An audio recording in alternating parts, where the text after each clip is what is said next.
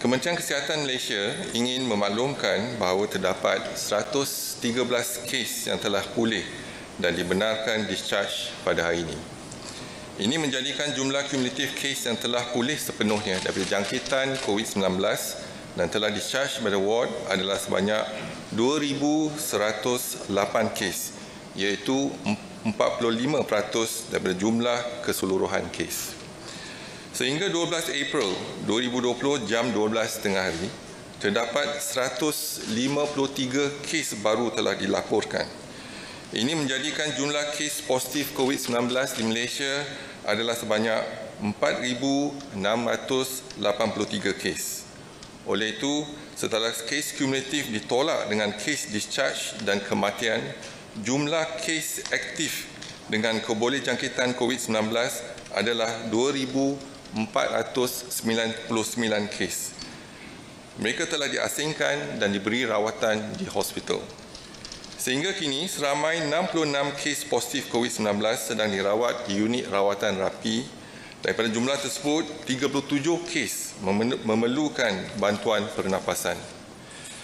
Daripada maklumat terkini yang dilaporkan ke CPRC Kebangsaan, duka cita dimaklumkan bahawa terdapat pertambahan 3 kes kematian berkaitan dengan COVID-19. Justru jumlah kumulatif kes kematian COVID-19 di Malaysia adalah sebanyak 76 kes, iaitu bersamaan dengan 1.62% daripada jumlah keseluruhan kes. Hospital Tuanku Jaafar Seremban, Negeri Sembilan pada 11 April 2020 dan disahkan meninggal dunia pada 12 April 2020 jam 1.50 pagi. Kes kematian ke-75 iaitu kes 3,469 merupakan lelaki warga negara Malaysia berumur 90 tahun dan mempunyai latar belakang kencing manis, darah tinggi dan penyakit jantung. Beliau telah dirawat di Hospital Taiping Perak pada 1 April 2020 dan disahkan meninggal dunia pada 12 April 2020 jam 5.23 pagi. Kes kematian ke-76 iaitu kes 4,314 merupakan perempuan warga negara Malaysia berumur 47 tahun dan mempunyai latar belakang darah tinggi. Beliau telah dirawat di Hospital Umum Sarawak pada 8 April 2020 dan disahkan meninggal dunia pada 12 April 2020 jam 7.36 pagi. Kementerian Kesihatan mengucapkan takziah kepada semua ahli keluarga mereka. Adalah dimaklumkan bahawa Kementerian Kesihatan Malaysia telah mempergiatkan aktiviti pengesanan, penyaringan, ujian, isolasi serta rawatan terutamanya kepada kumpulan sasar yang berisiko tinggi. Ini dijalankan dengan kerjasama pelbagai agensi kerajaan dan bukan kerajaan. Misalnya, hasil kerjasama rapat dengan Jabatan Kemajuan Islam Malaysia dan Majlis Syura Jemaah Tabligh Masjid Seri Petaling, Kementerian Kesihatan telah mengenal pasti senarai terkini madrasah dan tahfiz bagi membantu pengesanan kontak rapat kepada kes-kes indeks perhimpunan di Seri Petaling. Susulan daripada tindakan proaktif di lampangan oleh Jabatan Kesihatan Negeri dan Pejabat Kesihatan Daerah, beberapa subkluster jangkitan COVID-19 telah dikenal pasti di beberapa buah madrasah dan tahfiz. Berikut adalah maklumat terkini beberapa subkluster tersebut. Yang pertama, subkluster madrasah di Jerantut, Pahang. Jumlah orang yang disaring adalah seramai 401 orang, di mana 297 orang adalah pelajar dan baki 104 orang merupakan kaki tangan dan ahli keluarga kaki tangan. Jumlah kes positif adalah 62 kes. Mereka telah dimasukkan di Hospital Tengku Ampuan Afzan, Kuantan. Dan jumlah kes yang sembuh ialah 20 kes. Yang kedua, subkluster madrasah di Penanti, Pulau Pinang.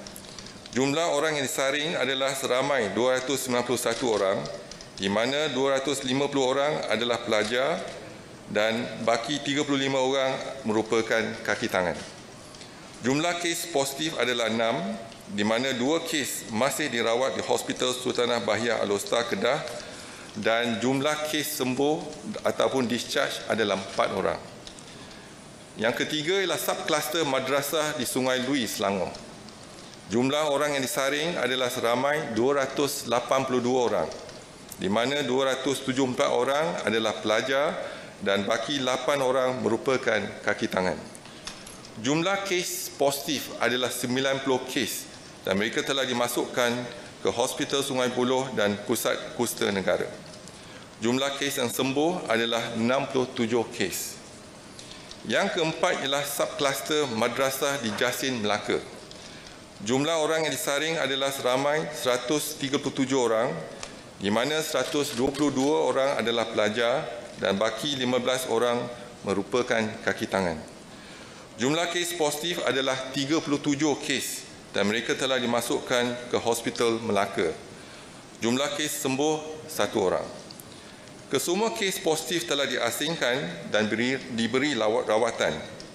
Kementerian Kesihatan Malaysia akan terus bekerjasama dengan pelbagai agensi bagi mengenal pasti dan menguji semua kontak rapat di kalangan kumpulan yang berisiko tinggi. Masyarakat diseru untuk mengelak daripada mempersalahkan atau mendiskriminasikan mana-mana pesakit ataupun kumpulan yang dikaitkan dengan kluster jangkitan COVID-19. Janganlah kita stigmakan mereka.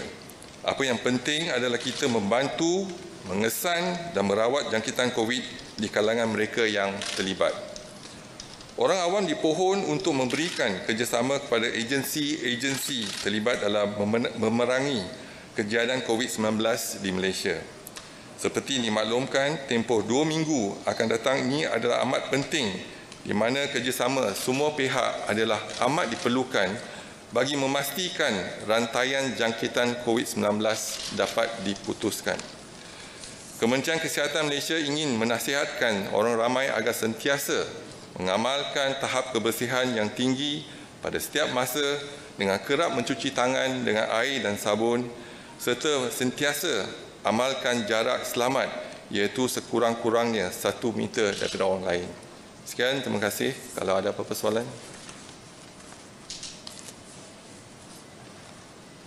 Datuk DG, 2 soalan di sini.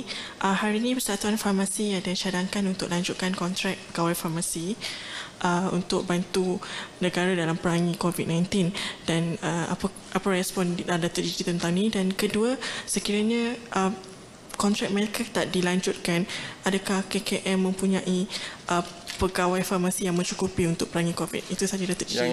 Yang pertama, isu kontrak. Jadi kita kena rujuk dengan kepada bahagian sumber manusia dan agensi pusat untuk melanjutkan kontrak tersebut. Walaupun dari segi ahli farmasi setakat ini kita memang cukup, tetapi mereka yang telah habis kontrak pun boleh juga berkhidmat dengan Kementerian Kesihatan mengikut jangka pendek dengan kontrak, bukan kontrak ya, sukarelawan jangka pendek.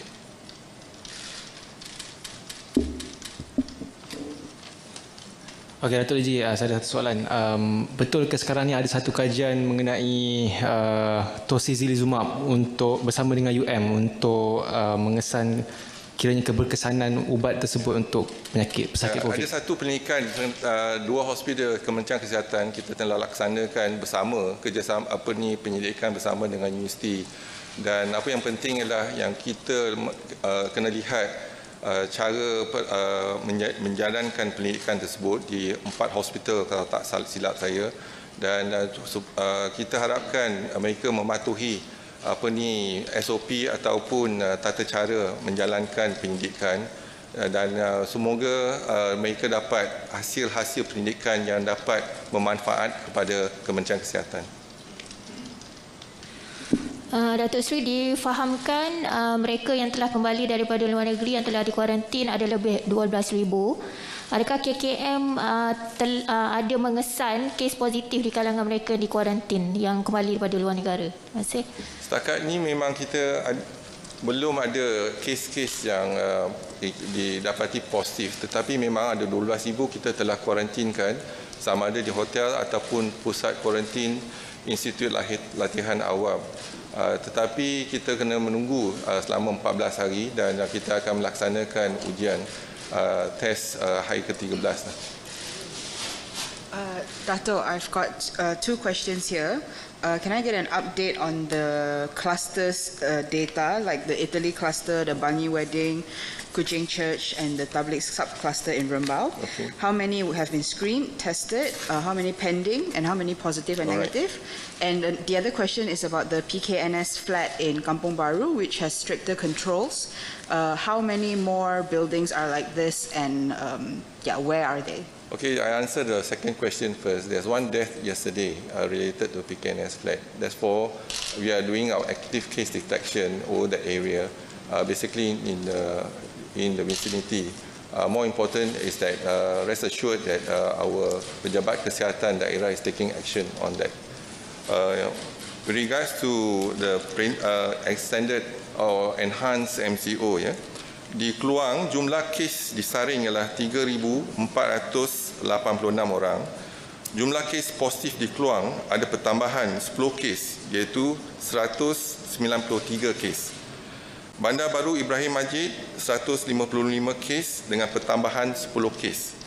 Lain-lain lokaliti tiada pertambahan, iaitu kekal 38 kes. Dan pecahan jumlah ikut mukim, Ulu Benut 170 kes, iaitu pertambahan 10 kes. Keluang 18, Macap 4 dan Nyong 1. Ulu Langat, jumlah kes positif Ulu Langat 396 kes, iaitu pertambahan 9 kes baru. Kampung Sungai Lui kekal 92 kes. Bukan Kampung Sungai Lui, ialah 304 kes, ada pertambahan 9 kes di situ. Dan pecahan ikut mukim, Ampang 62 kes, Branang 11 kes, Ceras 43, iaitu pertambahan 2 kes di Ceras, Ulu Langat 108 kes, Kajang 156 kes, ada pertambahan 2 kes, Semenyih 11 kes, Ulu Semenyih tak ada. Jadi kematian di daerah Ulu Langat adalah seorang, iaitu PUI daripada Indonesia. Menara City 1, Menara City 1, jumlah kes positif Menara City 1 adalah 31, iaitu pertambahan 1 kes. Dan ada 1 kematian, iaitu melibatkan warga negara Pakistan. Malaya Mansion, jumlah kes positif Malaya Mansion adalah 4 kes, iaitu tiada pertambahan. Selangor Mansion, jumlah kes positif Selangor Mansion adalah pertambahan 32 kes. Berarti dengan jumlah 75 kes di Selangor Mansion sahaja. Dan yang itu saja. Sorry, I just want to clarify about my second question about the BKNS flat in Kampung Baru. Not sure whether you said whether there are other buildings who are under the same No, at the situation. moment we just focus in that building for our activities. It's just like Selangor Mansion, Malaysia Mansion and activities.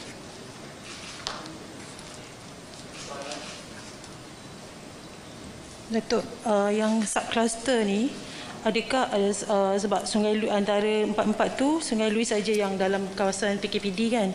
Ada tak yang lain-lain tu akan mungkin dicadangkan untuk PKPD ataupun macam mana? Yang lain-lain kita ambil tindakan seperti biasa, iaitu active case detection, dan kita kena pasti tempat dan risiko sasar, iaitu mereka yang berisiko tinggi. Jadi kita kena pasti yang dua. Jadi dengan kerjasama dengan PDRM, kita dapat kenal pasti kes-kes yang berkaitan dengan index case. Jadi kita dapat kesan mereka.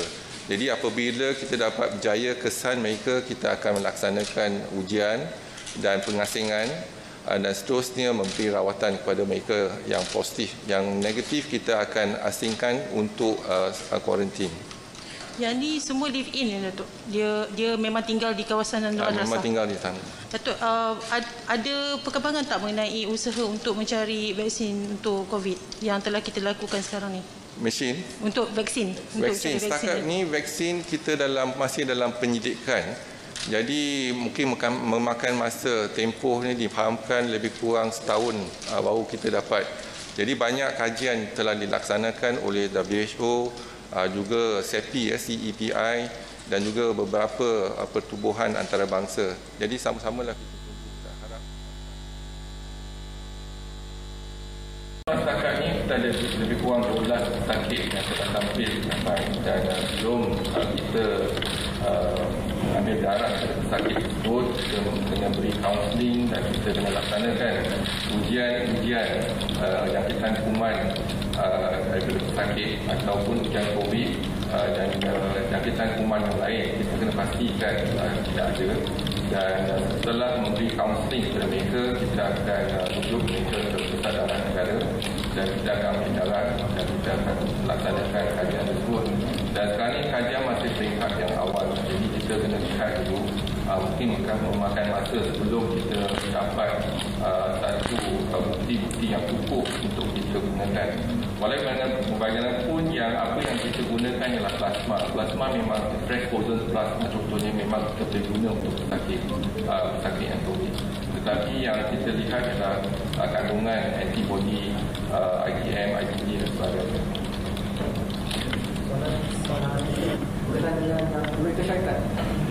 Jadi ujian kajian rapid test kit tu yang setakat ni kita masih tak dapat ujian test kit yang tepat dan juga orang kata reliable saja. Jadi hari ini pun kita ada laksanakan, hari ini besok ada test kit yang daripada Korea. Kita harapkan keputusan dia akan memberikan keputusan yang ketepatan yang tinggi untuk kita guna pakai. Dan memang test kit ni apa yang advantage ataupun yang penting adalah mereka test kit ni boleh dilaksanakan dalam tempoh yang singkat. Jadi turnaround time yang kita gunakan untuk test kit ni adalah pendek, mungkin setengah jam, mungkin 1 jam. Tetapi satu lagi kelebihan ialah test kit ini mudah dialih. Jadi boleh kita gunakan di klinik dan point of care. Tetapi sekarang ni masih kita tak dapat test kit yang accurate and reliable.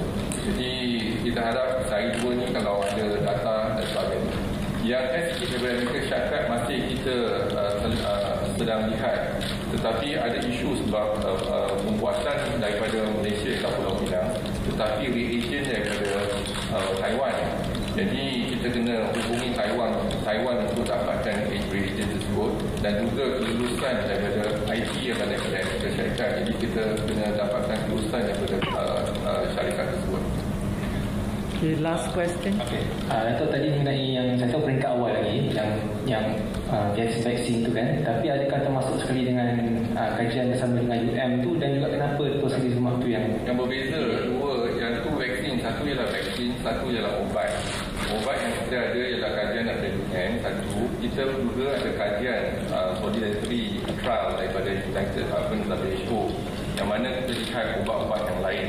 Contohnya ubat anti-HIV, ubat yang sekarang ni kita pun guna, tapi guna secara off-label.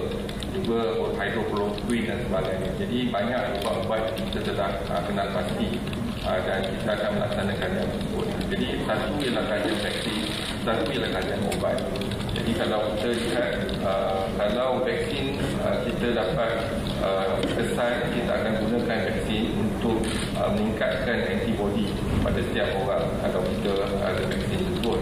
Tetapi ubat ialah untuk perawatan. Jadi kalau sakit yang tahap 3, tahap 4, jadi kita ada option rawatan ubat yang terbaik. Sekarang ni pun kita guna ubat tersebut, tapi kita kena pantau dia punya kesan samping ubat tersebut. Satu lagi soalan. Saya nak tanya tentang lorong sanitasi yang dibangunkan oleh pihak-pihak bersendirian ataupun NGO di kawasan setempat. Jadi nak tanya keberkesanannya alat tersebut. Jika pihak Turki dan China meletakkan alat tersebut di tempat-tempat awam, mungkin kita mahu tahu keberkesanannya. Dan satu lagi, menurut satu laporan WHO, Korea Selatan mendapati sejumlah kes yang agak besar, iaitu 91 kes, di mana bekas pesakit COVID kembali positif selepas discharge daripada hospital. Adakah di negara kita KKM mengesan situasi tersebut? Terima kasih. Yang tu dia kata tunnel sanitizer tu sekarang ni setakat ni memang tak ada bukti saintifik ataupun klinikal yang mengatakan yang tunnel sanitizer ni berkesan. Walaupun Kementerian Kesihatan di bawah CPRC dengan CRC ada bawah CRC dan juga CRM telah dikenal pasti untuk melaksanakan penyidikan untuk melihat keberkesanan menggunakan sanitizer tunnel tersebut. Jadi kajian telah sedang dilaksanakan. Jadi harap mungkin kita akan dapat data. Tetapi setakat ini kita tak ada bukti-bukti yang kukuh untuk mengatakan dia berkesan. Dan yang kedua mengenai kes-kes positif. Memang ada kes-kes yang positif yang kita dah discharge negatif. Ada 2-3 kes, tetapi dia masih dalam peringkat weak positif, iaitu dalam peringkat virus shedding. Jadi kadang-kadang ada kala dia very weak. Jadi dia tak menjangkiti, tetapi pengesanan tu memang lemah. Jadi itu mungkin salah satu sebab yang dapat weak positif tu. Datuk, yang jumlah tu ada berapa ramai tak yang weak positif tu, ada berapa jumlah dia, dan juga yang PKNS tu berapa yang positif? Tak banyak kes. Sekarang ni bila kita lihat pada ujian yang weak positif ni tak banyak, tetapi ada keberangkalian mereka boleh dijangkiti semula, tetapi kurang yang setakat ni kita tak ada pesakit yang dijangkiti semula, tetapi ada 2-3 kes tak salah saya yang ada weak positif lah. Jadi kita dah kesan weak positif dan kita bandingkan lebih kurang, iaitu yang very weak positif, iaitu peringkat virus shedding dipanggil. Jadi mungkin ada kala dia boleh seolah-olah bagi kesan yang positif, tapi very weak positif hingga negatif. Alright, terima kasih.